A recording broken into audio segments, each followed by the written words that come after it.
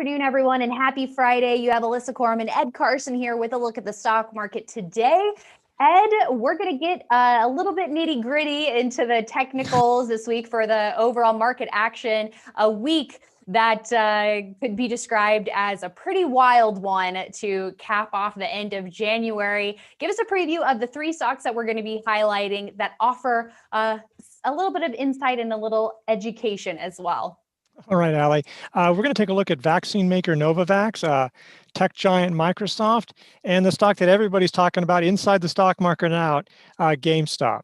Yeah. All right. Well, first, let's look at the NASDAQ on Thinkorswim from TD Ameritrade to look at those candlesticks.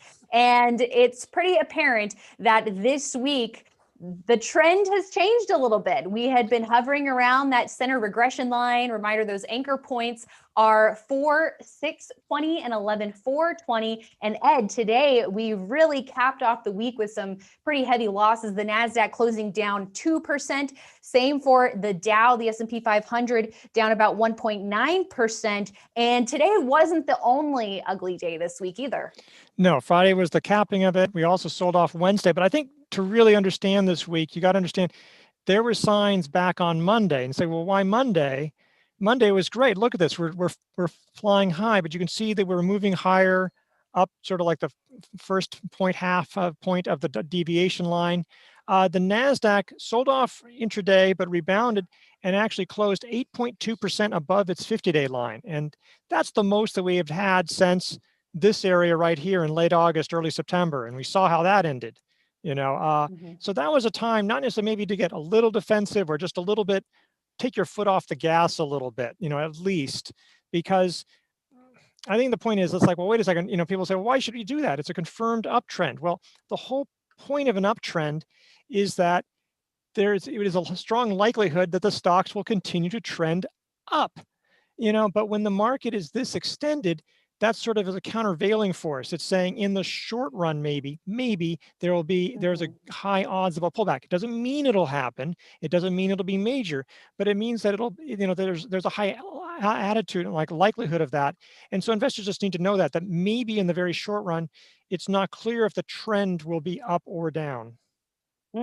Yeah, I mean, you're right. Those warning signs were there, and we had been talking about those, saying that it looked pretty ripe for a pullback. We were talking about hedging earlier in the week as well. We're in earnings season now. There's just a lot of stuff going on, and a lot of eyeballs too on the market this week, especially. Ed, can you go to the weekly chart as well and give us a little bit more perspective here? Because as we've been saying, since November, we've seen a lot of these big blue bars, not that many red bars, and the red bars that we have had, those down weeks, haven't been that severe.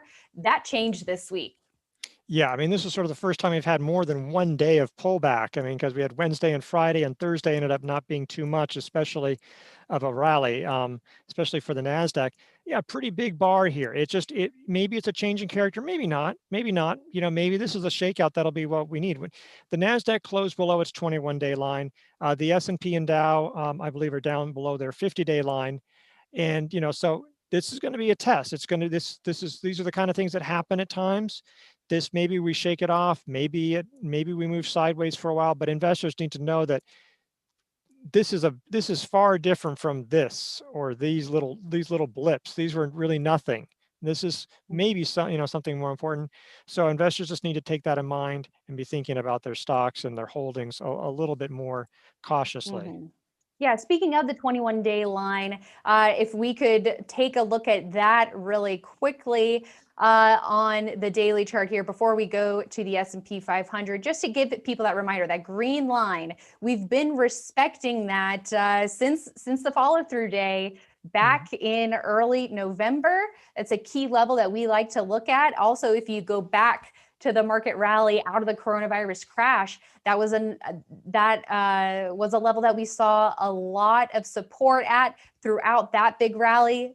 And as you pointed out, Ed, we got overheated at some point as well there. We were seeing some signs of that. We'll have to see early next week where we go from there. We're still above that 50-day line, but heavy losses for sure this week. Let's also look at the S&P 500 if we could on MarketSmith, with the S&P, speaking of the 50-day line, closing below that level today.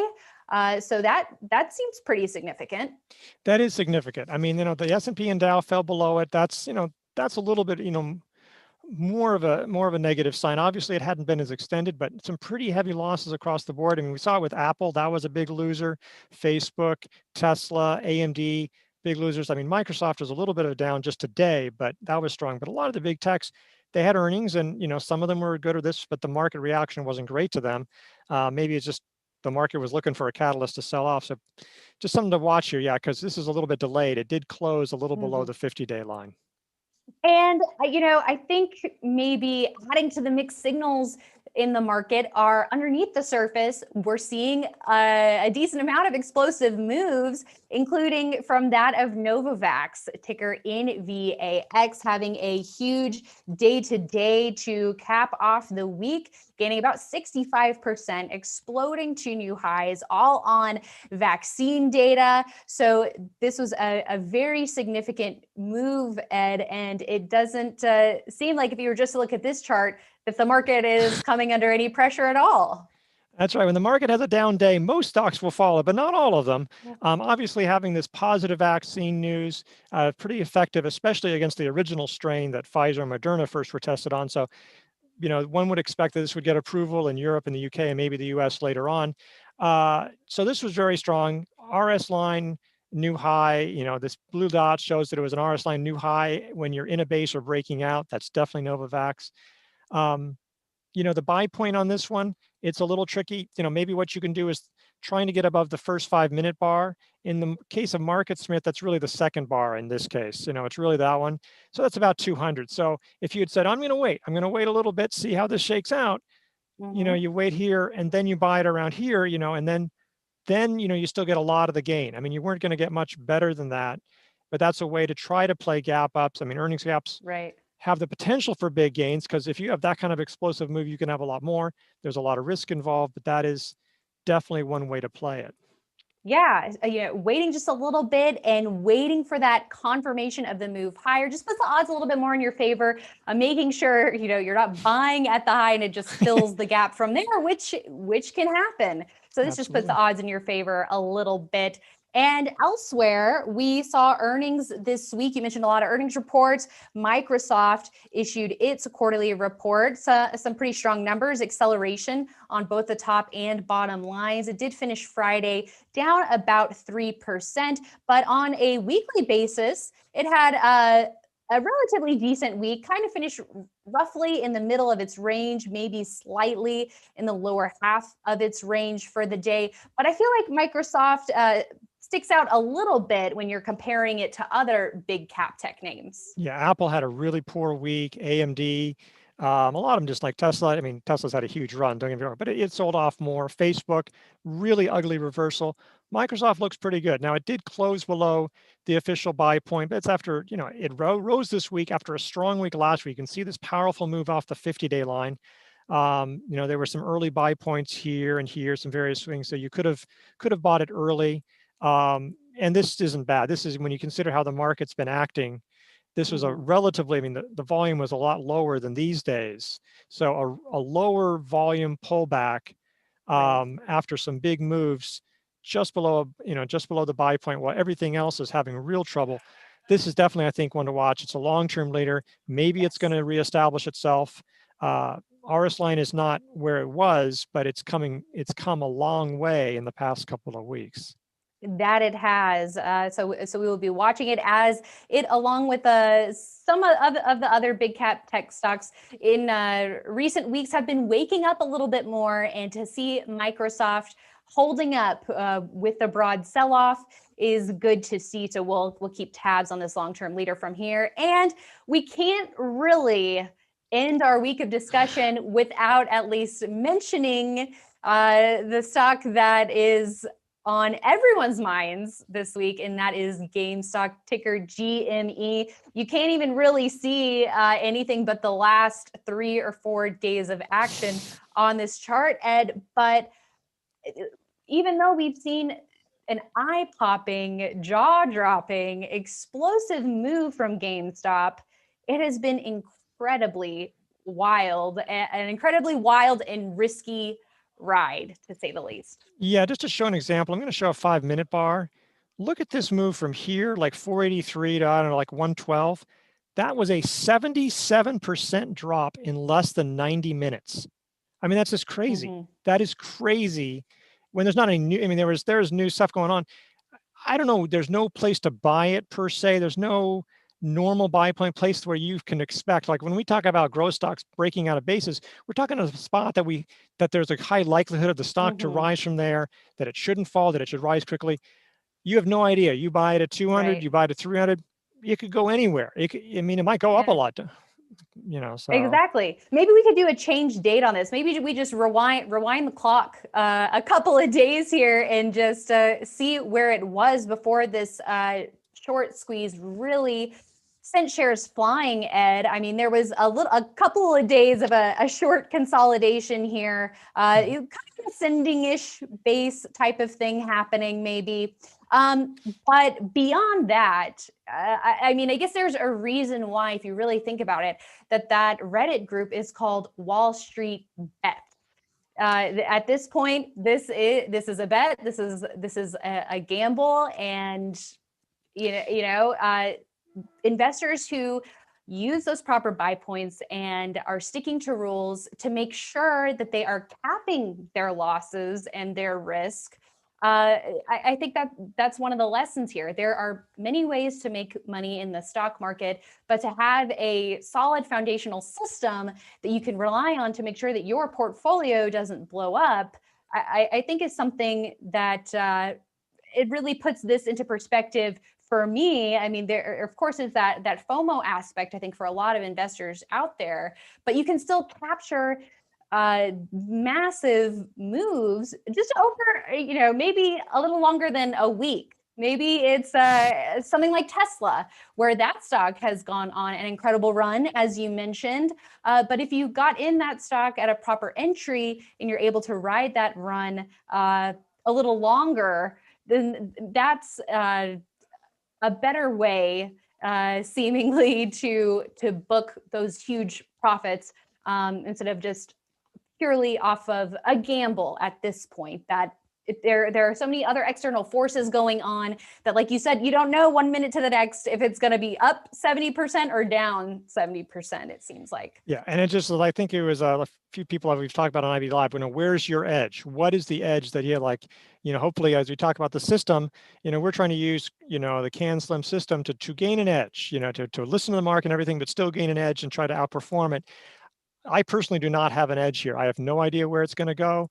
If you think that you have that vision, but like I just think that's the way, as you're saying, like have a system so you can try to have an edge in something that's very difficult. I mean, it's hard to beat the market. As most as you can, you try to have a good system to do that. That's right. Okay, well, if we could go back to QQQ, what do you think, Ed? Just give our final thoughts on this week now that we've analyzed a little bit of what went on underneath the surface. Let's put it into perspective for our audience. What do they need to be focusing on this weekend and as we head into next week, where it doesn't feel like we don't know if it's going to be business as usual, as it kind of has been over the last couple of months? Yeah, I mean, I think that investors should definitely try to have a more defensive mindset, maybe pair some of their holdings, maybe some stocks that are extended, probably fewer of those right now, and maybe cut some laggards or some losers. That's especially if they didn't do it this week. I mean, this is one reason why we talked about selling into strength on Monday or Tuesday or the prior week, so you can sell at a relatively high point and then not get caught out. But if you did it Monday or if you did it Friday, that helps.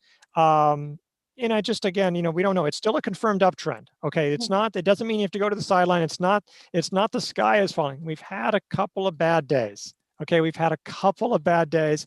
I mean, we've been sending warnings, but it's warnings of this, not necessarily that it's going to be worse. Maybe it'll be worse. Right. We don't know. So just prepare for that. get a game plan. Well, what if the NASDAQ falls below, 2 and below its 50-day line, and when your stocks start reacting to that, what are you going to do? You want to make that plan now, because it is hard with the emotions to say, oh, I'm going to do, to make that decision. You want to have those decisions already and say, I'm going to press the button. That's all you have to do, and, that way, hopefully, and then, hopefully the market moves sideways, but, you just want to be ready for whatever the market gives you.